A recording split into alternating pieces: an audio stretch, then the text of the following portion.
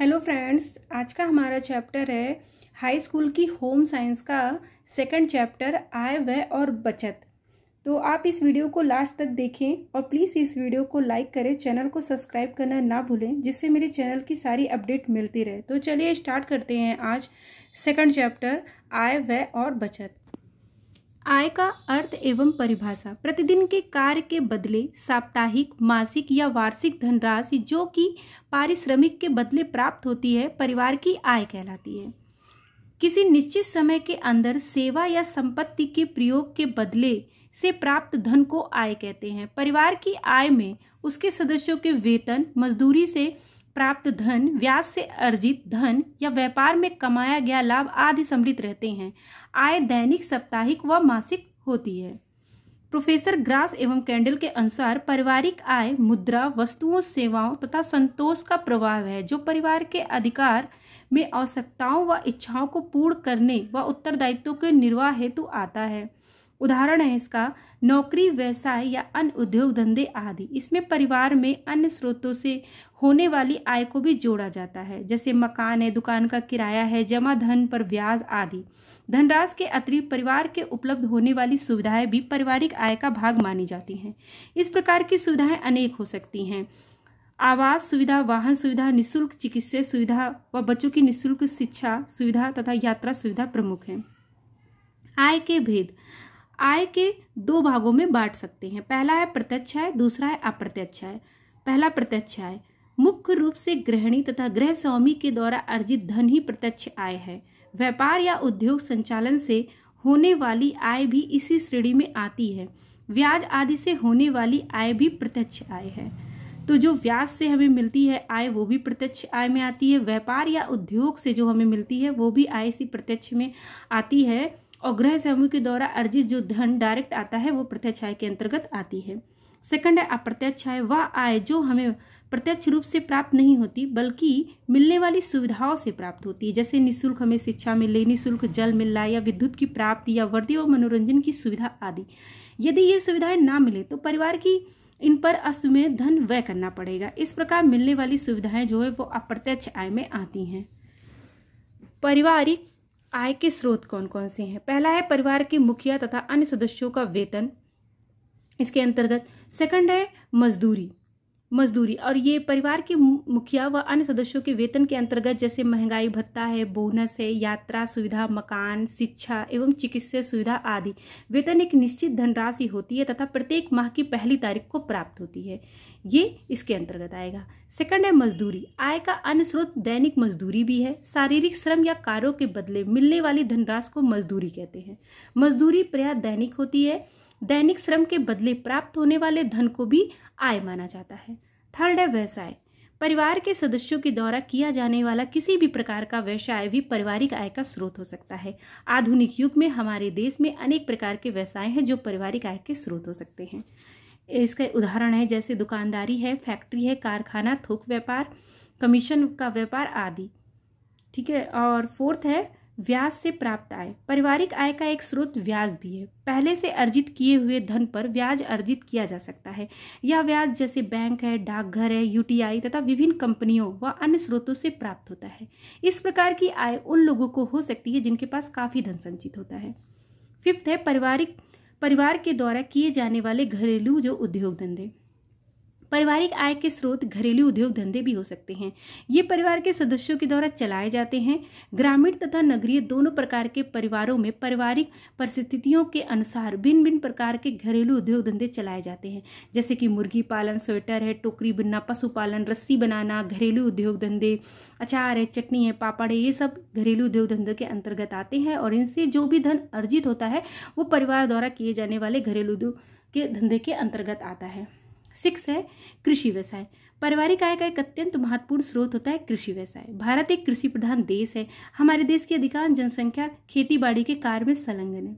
इस व्यवसाय में फसल तैयार करके उसे बेचकर जो लाभ प्राप्त होता है उसे कृषि संबंधी आय माना जाता है। 7 है पशुपालन। पशुपालन भी पारिवारिक आय का स्रोत है।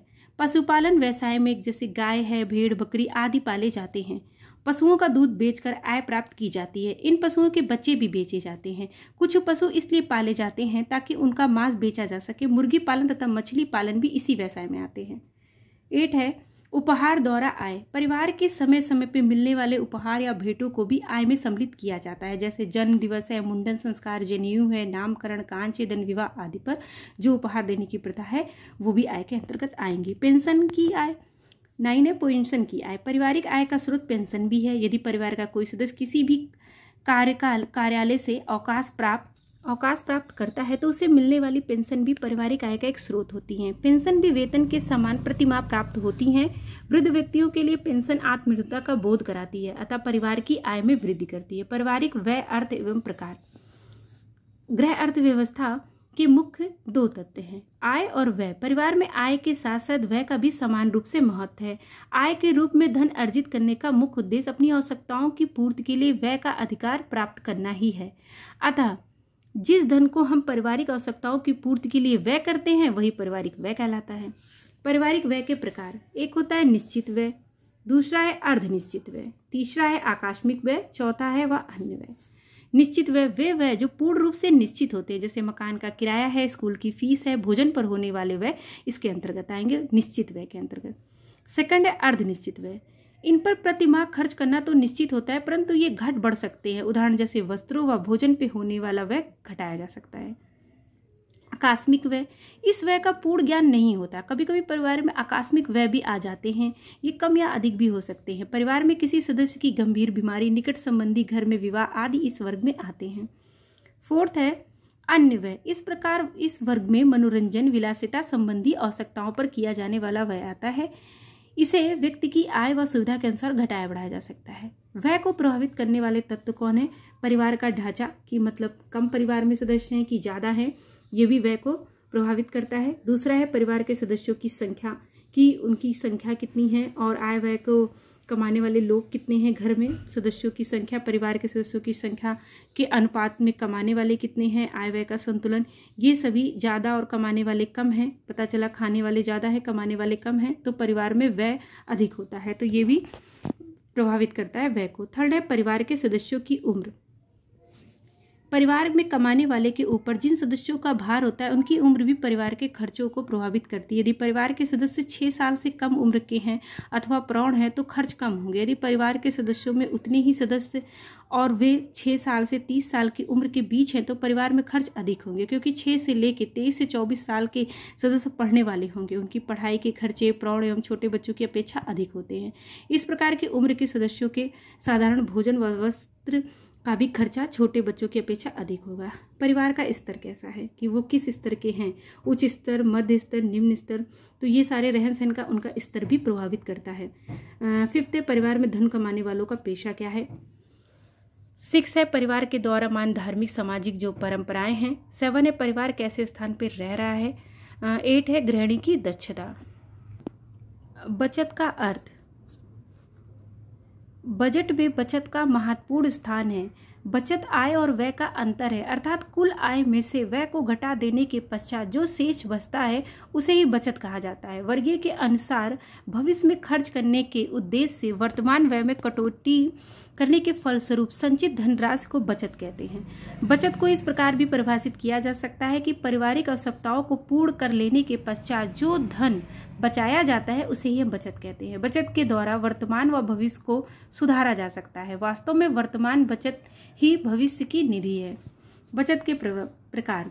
तो बचत के 2 प्रकार होते हैं। एक होता है ऐच्छिक बचत, दूसरा होता है अनिवार्य बचत। ऐच्छिक बचत में क्या होता है कि व्यक्ति अपनी आय में से कुछ न कुछ अवश्य बचाता है। इस प्रकार की बचत ऐच्छिक बचत कही जाती है। अनिवार्य बचत या बचत अनिवार्य रूप से सरकारी कर्मचारियों से सरकार के द्वारा कराई जाती है, जैसे अनिवार्य बचत जैसे GPF आदि है। बचत का महत्व। बचत का महत्व है पारिवारिक उत्तरदायित्वों की इससे पूर्ति हो जाती है, सामाजिक प्रतिष्ठा भी बनी रहती है व आश्रितों का भरण और पोषण। 4 है आकस्मिक आपत्तियों से मुक्ति मिलती है। 5 है सामाजिक महत्व भी होता है बचत करने से। बचत से लाभ है बचत पर ब्याज भी मिलता है, जिससे कि धन उत्तरोत्तर बढ़ता भी जाता है। जैसे भविष्य के आकस्मिक संकट में भी सहायता मिलती है। पारिवारिक उत्तरदायित्व को निभाने में भी सहायता मिलती है। वृद्धावस्था में सुरक्षा या आश्रितों को भी सहायता मिलती है। आर्थिक लाभ भी हमें होता है। बचत के उचित विनियोग से परिवार की आय में निरंतर वृद्धि होती रहती है। शिक्षा की जीवन स्तर भी उठाने में सहायता मिलती है।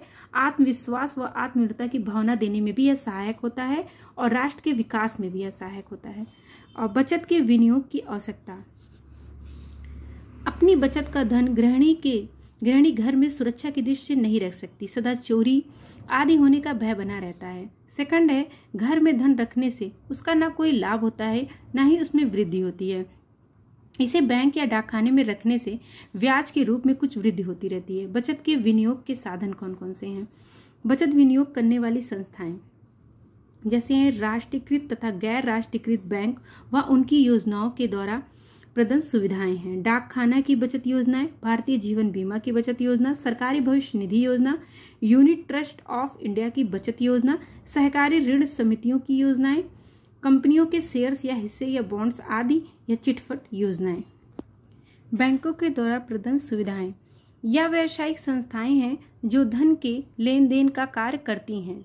इसमें जमा धनराशि का बहुधा ब्याज मिलता है और इसमें रुपया जमा करने पे मुख्य लाभ निम्नलिखित है। पहला है, बचत का धन सुरक्षित रहता है। सेकंड है, आवश्यकता होने पे धन निकाला भी जा सकता है। थर्ड है, बचत खाते में जमा धनराशि पे ब्याज भी मिलता है। बैंक में विभिन्न प्रकार के जमा खाते। पहला है चालू खाता। बैंकों के द्वारा अपने ग्राहकों को एक अन्य प्रकार की जमा योजना की भी सुविधा प्रदान की जाती है। यह योजना है चालू खाता योजना। यह योजना समान रूप से व्यापारियों के लिए हितकर होती है। पारिवारिक बचतों के लिए यह खाता उपयुक्त नहीं माना जाता है। इस खाते में रुपया जमा करने व निकालने की पूर्ण छूट होती है। खाताधारी दिन में चाहे जितनी बार भी अपने खाते में जमा धन को निकाल सकता है। इस खाते में से केवल चेक द्वारा ही धन निकाला जा सकता है। इस खाते में जमा धनराशि पर बैंक के द्वारा किसी प्रकार का ब्याज या लाभांश नहीं दिया जाता है। इसका कारण यह है कि बैंक इस खाते में जमा धन का कोई विनियोग नहीं कर सकता है। इस प्रकार का खाता खोलने वालों से बैंक के द्वारा साधारण सेवा शुल्क वसूल किया जाता है। सेकंड है बचत खाता सेविंग अकाउंट। इसमें रुपए जमा करने में केवल एक ही प्रतिबंध है कि एक माह में अधिक से अधिक 2 बार ही पैसा निकाल सकता है। इसमें माता पिता अपने बालकों के नाम भी संरक्षक के रूप में खाता खोल सकते हैं। इस खाते में रुपया निकालते समय कम से कम 500 रुपये खाते में अवश्य छोड़ देना चाहिए, जिससे यह खाता बंद ना हो जाए। खाता खोलने पे बैंक में एक लेखा या पासबुक मिलती है। इसमें समय समय पे जमा की गई और निकाली गई धनराशि का अंकों में लिखा जाता है।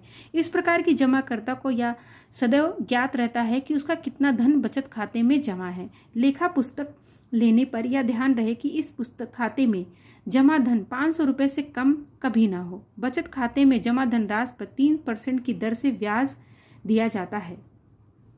चालू खाता एवं बचत खाता में अंतर। बचत खाते तथा चालू खाते में अंतर। बचत खाते का मुख्य उद्देश्य व्यक्तिगत एवं पारिवारिक बचतों के लाभकारी विनियोग की सुविधा प्रदान करना है। इससे भिन्न चालू खाते का मुख्य उद्देश्य व्यापारिक लेन देन की सुविधा उपलब्ध कराना है। बचत खाते में जमा धनराशि पर बैंक के द्वारा निर्धारित दर के हिसाब से ब्याज दिया जाता है, जबकि चालू खाते में जमा धनराशि पर किसी प्रकार का ब्याज नहीं दिया जाता है, बल्कि ग्राहकों से सेवा शुल्क लिया जाता है। थर्ड है निश्चित अवधि का जमा खाता या फिक्स टाइम डिपॉजिट अकाउंट। इस खाते में धन एक निश्चित अवधि या 1 या 2 या 3, 4, 5 वर्ष या इससे अधिक के लिए जमा किया जाता है। इसमें ब्याज की दर बचत खाते की अपेक्षा अधिक होती है। ब्याज की दर रिजर्व बैंक के द्वारा परिवर्तनीय है। इस खाते का धन प्रायः निश्चित अवधि समाप्त होने पर वापस ले लिया जाता है। यदि आवश्यकता हो तो समय अवधि समाप्त होने से पहले भी नियम अनुसार ब्याज में कुछ कटौती कराकर जमा किया हुआ धन मिल सकता है। यदि ऋण जो है लेना हो तो भी वह भी जमा की गई धनराशि की अधिकतम 90% धन दे ब्याज से 2% अधिक ब्याज पर मिल सकता है। यदि जमा किए गए धन पर ब्याज की आवश्यकता ना हो तो पुनर्निवेश जमा योजना के अंतर्गत ब्याज पर ब्याज दे होगा और अवधि की समाप्ति पर अधिक राशि मिलती है। फोर्थ है जनता जमा खाता, जनता डिपॉजिट अकाउंट। जो व्यक्ति इस योजना से लाभ उठाना चाहता है उसे बैंक अपना ताला लगाकर एक डिब्बा देता है, जिसमें रुपए पैसे डालने के लिए एक लंबा कटाव खुला होता है। इसमें जब रुपया 58, 54 आदि डाल दी जाती है तो वह बिना ताला खोले नहीं निकाली जा सकती। बैंक का कोई कर्मचारी प्रति माह उससे धन निकाल कर उस व्यक्ति के खाते में जमा करता है। इस योजना में लोगों की विशेषकर बालकों को खर्च करने में से धन बचाने की आदत का निर्माण करने में सहायता मिलती है। फिफ्थ है गृह बचत खाता, होम सेविंग अकाउंट। इस योजना से लाभ उठाने वाले व्यक्ति को बैंक एक ताला लगा हुआ डिब्बा देता है जिसमें रुपए पैसे डालने के लिए स्थान बना होता है। एक बार डाला गया धन बिना ताला खोले नहीं निकाला जा सकता। बैंक का कोई भी कर्मचारी प्रति सप्ताह या प्रति मास आकर धन निकालकर बैंक में जमा कर देता है। यह योजना बच्चों के लिए विशेषकर लाभदायक है। इस योजना से बच्चे अपने जेब खर्च से बचत करना सीखते हैं। 6 है संचयी सावधि जमा योजना, कम्युलेटिव टाइम डिपॉजिट अकाउंट। इसमें विशेषकर उन व्यक्तियों को लाभ होता है जो इकट्ठा रुपया नहीं बचा सकते। इसमें प्रति मास एक निश्चित राशि जैसे 500 रुपये से लेके 500 रुपये तक की हो सकती है जमा करनी पड़ती है। निश्चित समय के समाप्त होने पर बैंक ब्याज सहित उस राशि को वापस कर देता है, परंतु यदि किसी कारण निश्चित अवधि से पूर्व धन की आवश्यकता पड़ती है तो जमा की गई धनराशि कुछ कम ब्याज की दर से वापस मिल जाती है। अवृत पेंशन योजना मतलब पेरेनियल पेंशन प्लान। यह योजना भी प्रारंभ में आवर्ती जमा योजना के समान एक निश्चित अवधि तक के लिए होती है। अवधि पूरी होने पर विनियोजित धन एवं ब्याज दोनों को एक निश्चित अवधि जमा खाता में पुनः विनियोजित कर दिया जाता है। पुनः विनियोजित जमा धन पर प्रति माह एक निश्चित धनराशि एक निश्चित समय पर पेंशन के रूप में प्राप्त होती रहती है। इस खाते में सब शर्तें आवर्ती जमा योजना के समान होती हैं। यदि खातेदार योजना का लक्ष्य समय पूरा होने से पहले बिना पूरी किस्तों का भुगतान किए अपना धन वापस चाहता है तो बैंक उसके द्वारा जमा धनराशि वापस कर देता है, किंतु वास्तविक ब्याज से 2% कम ब्याज की दर पर साधारण ब्याज का भुगतान करता है। पुनः विनियोजित अवधि में यदि जमा धन 12 माह से पहले वापस मांगा जाता है तो इस राशि पर किसी भी प्रकार का ब्याज लाभ नहीं मिलता है। 8 है पुनर्नियोजित योजना। यह है री इन्वेस्टमेंट प्लान। इस योजना का उद्देश्य भविष्य की आवश्यकताओं की पूर्ति में सहायता पहुंचाना है, जैसे बेटी की शादी के समय आवश्यक बच्चों के कल्याण के लिए, भवन निर्माण, बच्चों की उच्च शिक्षा एवं ऊंचे स्तर होते हुए लाभदायक है। बच्चे ऊंचे स्तर हेतु यह जो है लाभदायक है। इसकी विशेषता निम्नलिखित है। यह योजना निश्चित अवधि जमा योजना एवं आवर्ती जमा योजना का मिला जुला रूप है। इसके अंतर्गत कम से कम 1000 रुपये व उसके गुणांकों में धनराशि 12 माह की या उससे ऊपर की अवधि तक ही जमा की जाती है। 3 है निश्चित अवधि जमा फिक्स्ड डिपॉजिट से प्रति माह मिला धन आवर्ती योजना या पुनर्नियोजित हो जाती है। इस प्रकार जमा धन का दोहरा ब्याज लाभ प्राप्त होता है। उदाहरण 1000 रुपये यदि इस योजना में लगाया जाता है तो यह धन 84 महीने की अवधि में लगभग दुगना हो जाता है। शेष नियम व शर्तें अन्य योजना के समान ही हैं। बैंक में बचत खाता खोलने के नियम।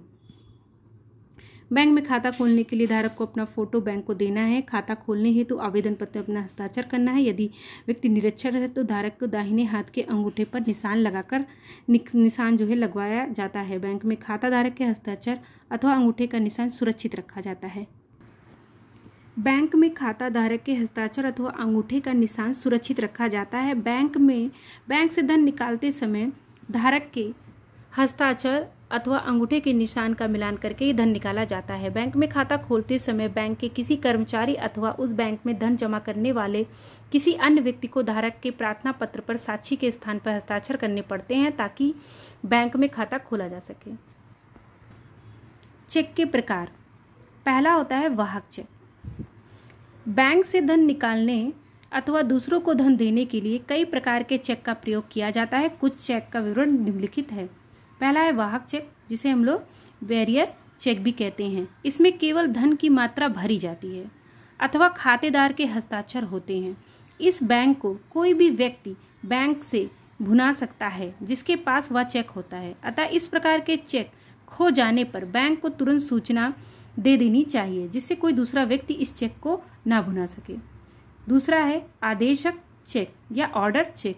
इस प्रकार के चेक में वाहक शब्द काट दिया जाता है और उस व्यक्ति का नाम लिखा जाता है जिसको चेक के द्वारा रुपया देना होता है। इस चेक के द्वारा वही व्यक्ति बैंक से धन प्राप्त कर सकता है जिसका नाम चेक पे लिखा होता है। 3 है रेखांकित चेक, जिसे क्रॉस चेक कहते हैं। इस प्रकार के चेक के द्वारा रुपया लेने वाले के खाते में जमा हो जाता है। यदि खातेदार को किसी व्यक्ति को रुपया देना हो या वह चाहता है तो वह रुपया उसे नगद ना देकर उसके खाते में जमा हो जाता है। तो चेक के बाईं ओर ऊपरी कोने में 2 समांतर रेखाएं ऐसे ऐसे खींच दी जाती हैं या अकाउंट पे ऑनली लिख दिया जाता है। तो चेक का रुपया उसी व्यक्ति के खाते में जमा हो सकता है जिसके नाम का वह चेक काटा गया है। यदि समांतर रेखाओं के बीच किसी बैंक का नाम लिख दिया जाता है तो वो उसी बैंक से इस चेक का भुगतान होता है जिस बैंक का नाम चेक में लिखा जाता है। फोर्थ है गिफ्ट चेक। इस प्रकार के चेक को उपहार चेक भी कहते हैं। इस प्रकार के चेक उत्सव, जन्मदिन, शादी विवाह उपहार स्वरूप दिए जाते हैं। ये चेक 21, 51, 100 रुपये या इससे 101 रुपये या इससे अधिक भी हो सकते हैं। 101 रुपये या इससे अधिक के भी होते हैं। फिफ्थ है यात्री या ट्रेवलर चेक। बैंक में पैसा जमा करके या चेक प्राप्त किया जाता है। इसका उपयोग यात्रा के दौरान किया जाता है। यह चेक कोई दूसरा व्यक्ति नहीं भुना सकता है। जिसके नाम यह चेक होता है वह इसे किसी भी शहर में भुना सकता है। जमा पर्ची पुस्तिका। जिस प्रकार बैंक से धन निकालने के लिए चेकबुक प्राप्त होता है उसी प्रकार बैंक से धन जमा करने के लिए पुस्तिका दी जाती है जिसमें जमा करने वाली पर्चियां होती हैं। नगद तथा चेक के द्वारा धन जमा करने के लिए अलग अलग जमा पर्चियां रहती हैं जिसे भरकर नगद चेक के द्वारा बैंक में धन जमा कराया जा सकता है। डाक खाना, पोस्ट ऑफिस या द्वारा जो बचत होती है वो। बैंक की भांति डाक खाना भी बचत को सुरक्षित रखने के लिए कई सुविधाएं प्रदान करता है। भारत में अब भी अनेक ऐसे ग्रामीण क्षेत्र तथा पहाड़ी क्षेत्र हैं जहां बैंक की सुविधा नहीं है, वहां डाक खाने की सुविधा है। देश के सभी डाक खाने केंद्रीय सरकार के डाक खानों के अंतर्गत ही कार्य करते हैं। तो ये डाक खाने किसके अंतर्गत कार्य करते हैं? जो केंद्रीय सरकार के अंतर्गत ये काम करते हैं। डाक खाना बचत बैंक में खाता खोलने एवं शर्तें। पहला है डाकघर के छपे फॉर्म जो प्रार्थना पत्र पर कोई व्यक्ति एवं एक से अधिक व्यक्ति संयुक्त नाम पर अपना खाता 500 रुपए की अल्प राशि से खोल सकता है। तो मतलब 500 रुपए की राशि से आप डाकखाना में खोल सकते हैं बचत पत्र के द्वारा। सेकंड है नाबालिग जिनकी आयु 18 वर्ष से कम है का खाता अभिभावकों के द्वारा चलाया जाएगा। थर्ड है इन खातों की एक विशेषता यह है कि इनमें उत्तराधिकारी का नामांकन हो सकता है जबकि बैंक खातों एवं बैंक बचत योजनाओं में ऐसी सुविधा उपलब्ध नहीं है। फोर्थ है किंतु संयुक्त खातों में नामांकन सुविधा नहीं होती है। फिफ्थ है साधारण खातों में न्यूनतम 1 रुपये व अधिकतम 25,000 रुपये तक ब्याज लाभ के लिए जमा किए जा सकते हैं तथा संयुक्त खातों में से या 50,000 रुपये तक ब्याज लाभ के लिए जमा किए जा सकते हैं एवं संयुक्त खातों में से लगभग 50,000 रुपये तक दिया जाता है। 6 है इन खातों में 1 रुपये से कम धनराशि जमा नहीं की जाती एवं निकलवाने की समान शर्त के अनुसार कोई राशि पूर्णांक में ही निकाली जा सकती है। 7 है जमा धन खाते से सप्ताह में 2 बार निकाला जा सकता है एवं 1,000 रुपये से अधिक राशि के लिए 1 सप्ताह की अग्रिम सूचना देनी पड़ती है। 8 है इसके अतिरिक्त चेक सुविधा भी दी जाती है किंतु इसके लिए खातेदार के खाते में चेक बुक जारी करने के समय कम से कम 100 रुपये शेष रहनी चाहिए। खाते में 50 रुपये अधिशेष से कम कभी नहीं होना चाहिए। खाता चालू रखने के लिए 2 रुपये व कम से कम खाते में रहना आवश्यक है। उसी पर ब्याज लाभ के हेतु खाते में 20 रुपये की धनराशि शेष रहना भी आवश्यक है, अन्यथा ब्याज नहीं मिलता है।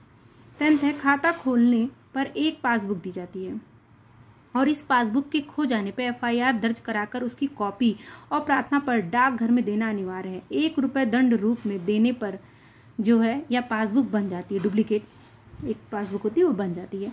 11 है पासबुक पर डाकघर की मोहर लगी रहती है तथा प्रत्येक जमा एवं निकास के समय विवरण अंकित करने के उपरांत मोहर लगाई जाती है और लिपिक हस्ताक्षर करता है इस पे। 12 है डाकघर में पैसा, चेक, मनी ऑर्डर, ड्राफ्ट आदि द्वारा भी जमा किया जा सकता है और इसकी एक अन्य विशेषता यह भी है कि जिस मुख्यालय के अधीन खाता खोला गया है उसके अधीन किसी भी अन्य शाखा में पैसा जमा करवा सकते हैं। यदि खाता उप शाखा में खोला गया है तो मुख्यालय में धन जमा हो सकता है किंतु धन केवल उसी शाखा से निकाला जा सकता है जहां खाता वास्तव में खोला गया है। 13 है डाकघर में वर्तमान ब्याज दर 4% है एवं जमानत खातों पर यह ब्याज समय समय पर घटती बढ़ती रहती है। 14 है बचत टिकटों के द्वारा भी खाता खोला जा सकता है। 15 है ब्याज लाभ वार्षिक दिया जाता है जो कि 31 मार्च को प्रतिवर्ष खातों में जोड़ दिया जाता है। प्रति माह 6 तारीख तक जमा धन पर डाकघर ब्याज लाभ देता है। तो यहाँ पे इस चैप्टर का डाकखाना तक का जो टॉपिक है वो कंप्लीट हुआ और नेक्स्ट जो वीडियो आएगा उसमें इस चैप्टर के कुछ टॉपिक हैं जो हम इसमें पढ़ाएंगे और ऑब्जेक्टिव जो क्वेश्चन है वो भी सॉल्व कराएंगे। तो आप इस वीडियो को लाइक करिएगा और चैनल को सब्सक्राइब करना ना भूलिएगा, जिससे मेरी चैनल की सभी अपडेट आपको मिलती रहे। Thank you.